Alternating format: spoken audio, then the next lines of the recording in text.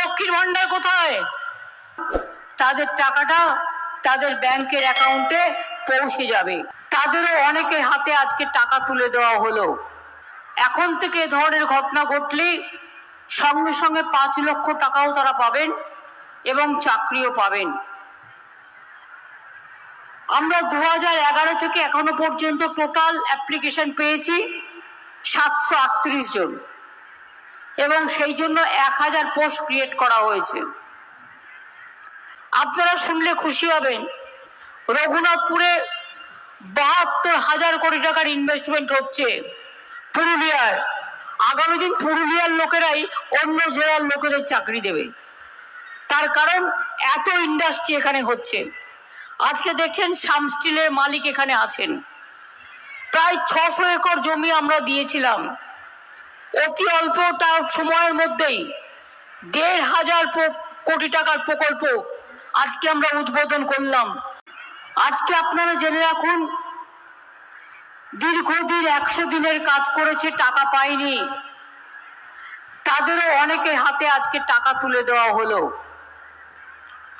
এবং কাল থেকে শুরু হয়েছে, আমরা আর 2-3 দিনের মধ্যে যারা 100 দিনের কাজ করেছিলেন, কেন্দ্রীয় সরকার টাকা দেয়নি, বঞ্চিত হয়েছেন, লাঞ্ছিত হয়েছেন, খেটে খাওয়া গরিব মানুষ, তাদের টাকাটা তাদের ব্যাংকের অ্যাকাউন্টে পৌঁছে যাবে।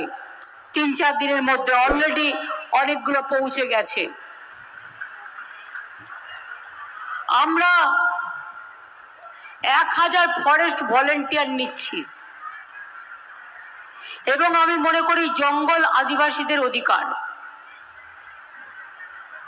এবং এর মধ্যে থেকে প্রায় 700 জন চাকরি পাবে যারা কয়েক বছর ধরে কখনো না কখনো হাতির এতেই হোক বা যে কোনো ওয়াইল্ড লাইফ কনফ্লিক্টসে মারা গেছেন। তাদের জন্য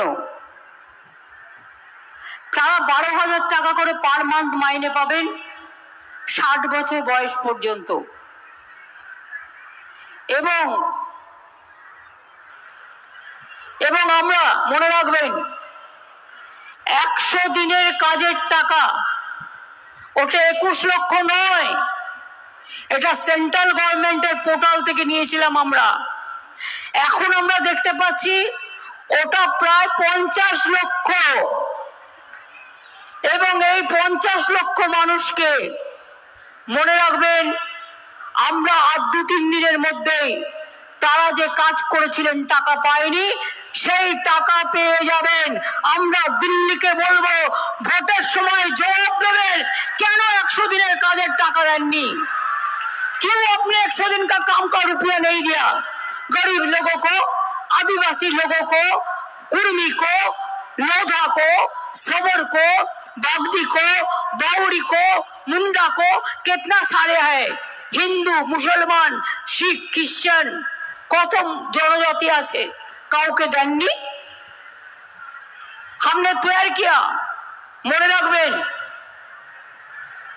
1 এপ্রিলের মধ্যে যদি কেন্দ্রীয় সরকার টাকা না ছাড়ে, প্রথম ফেজে যে 11 লক্ষ বাড়ি, আগেও আমরা 47 লক্ষ বাড়ি করে দিয়েছি, যে 11 লক্ষ বাড়ি আছে লিস্টে, যারা সার্টিফিকেট পেয়ে গিয়েও পাননি, 1 এপ্রিলের মধ্যে কেন্দ্রীয় সরকার না দিলে আমরা আপনাদের করে দেব, টাকাটা রাজ্য সরকার দেবে। সরাসরি মুখ্যমন্ত্রী তো অনেকে আবেদন করেছিলেন, আমি সেটাকেও ভেবে দেখতে অনুরোধ করব। আর 2, এছাড়াও আদিবাসী ডেভেলপমেন্ট বোর্ড থেকে, আদিবাসী ডিপার্টমেন্ট থেকে আদিবাসীদের বাড়ি করা হচ্ছে। আপনাদের বাউরি বোর্ড থেকে বাউরিদেরও করা হচ্ছে, বাগদি বোর্ড থেকে বাগদিদেরও করা হচ্ছে, এবং কুরমালি বোর্ড থেকে মাহাতোদেরও করা হচ্ছে। কুরমালি বোর্ডকেও টাকা দেওয়া হয়েছে। আস্তে আস্তে সংখ্যালঘু বোর্ড থেকে সংখ্যালঘুদেরও করে দেওয়া হচ্ছে। অর্থাৎ এই 11 লক্ষ টাকা বেড়ে আরো 5-6 লক্ষ হয়ে যাবে, 16-17 লক্ষ হয়ে যাবে, প্লাস সরাসরি মুখ্যমন্ত্রীতে যারা করেছিলেন তাদেরও করে দেব। তারপরে যেটা বাকি থাকবে ফেজ বাই ফেজ আমরা করে দেব। কাউকে ভিক্ষে চাওয়ার প্রয়োজন নয়। বাংলা ভিখিরি নয়, বাংলা হাত মানে না, बांग्ला हक माने, बांग्ला हक मानते हैं, लेकिन बांग्ला भिख नहीं मांगते हैं। ये हमारा अधिकार है।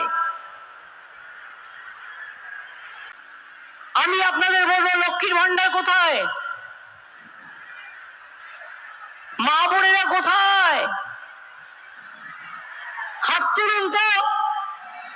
ওইটা লক্ষ্মীর ভান্ডার। কন্যাশ্রী রেডি থাকো, আমি আসছি।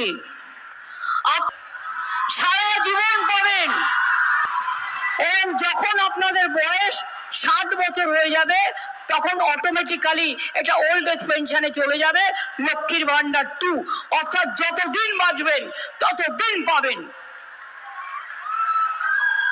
অন্য রাজ্য আমাদের দেখা দেখি কিছু করছে, কিন্তু 5 জন মহিলা থাকলে একজনকে দেয়, আমরা 5 জন মহিলা থাকলে 5 জনকেই দিই। এটা মনে রাখবেন, আর কোথাও নেই।